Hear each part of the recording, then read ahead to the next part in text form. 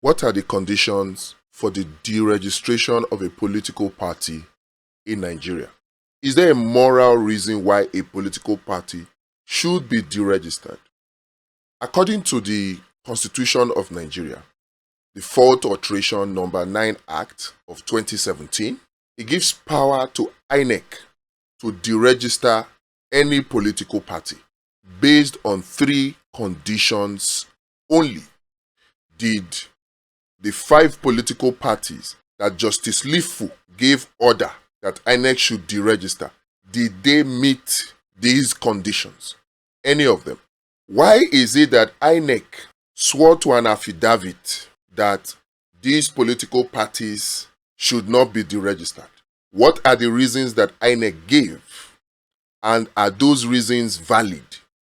Let's look at the 3 conditions. Number 1, breach of any requirement for registration. Did ADC or Accord or Action Alliance or Action People's Party or Zenith Labour Party, did any of these 5 parties, did they breach any requirement for registration? Affirmatively, no. So let's go to the second condition. Failure to win at least 25% of votes cast in one state of the federation in a presidential election, or 25% of votes cast in one local government area of a state in a governorship election. This is the total votes cast on a state-by-state basis for the 2023 presidential election.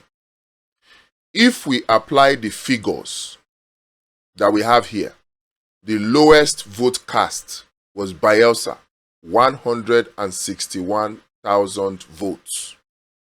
The highest vote cast was Kano, 1.67 million votes. If we applied the second condition, it means that all of the 5 political parties must have won at least 25% of votes cast in any one state of the federation in a presidential election. Remember, 25% of the votes cast.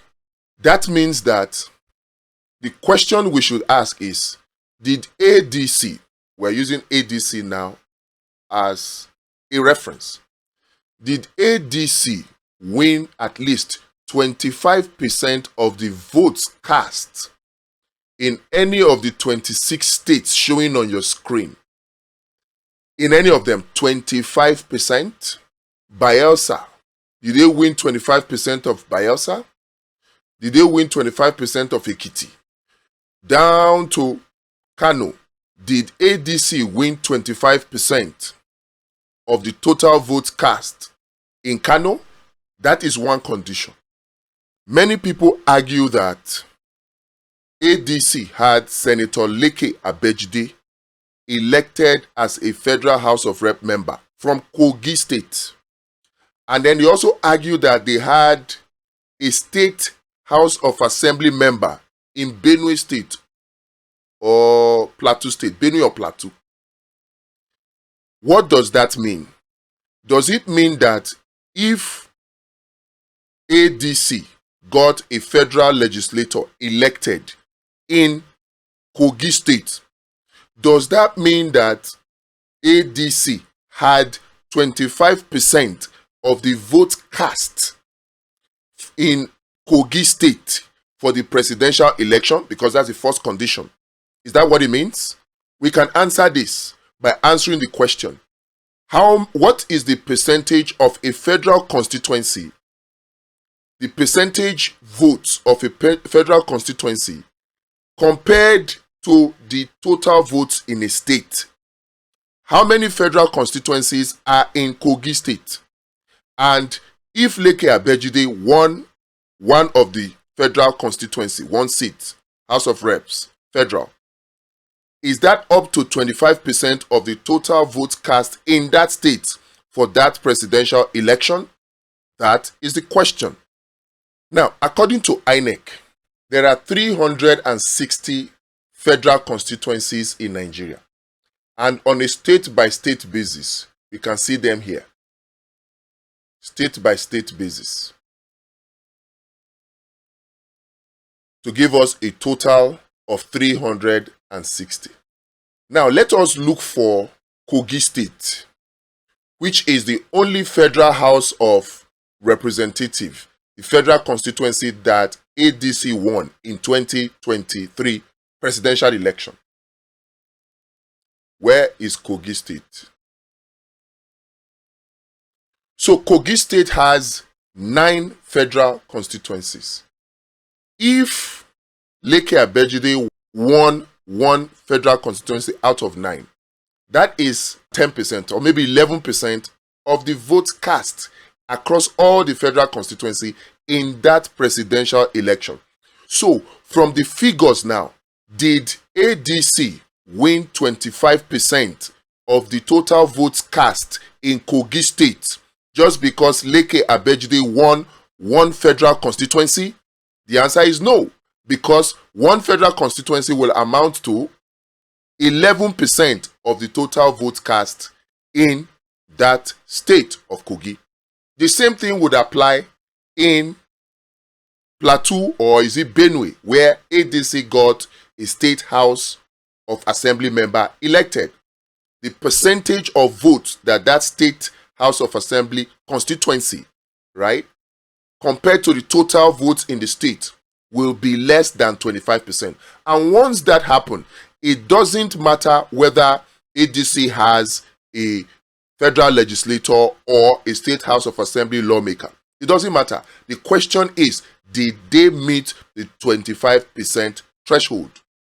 So clearly, the second condition, failure to win at least 25% of votes cast in either one state of the federation in a presidential election, the last election being 2023, then 2, 1 local government area, that's 25% of votes cast in 1 local government area in a governorship election. The same analysis will apply. Then the third condition, failure to win at least 1 ward in a chairmanship election, 1 seat in a national or state house of assembly election, or 1 seat in a councillorship election. Now, we can say that ADC won at least 1 national assembly election, 1 seat.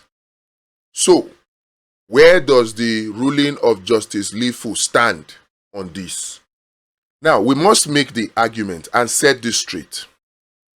Political parties should be deregistered.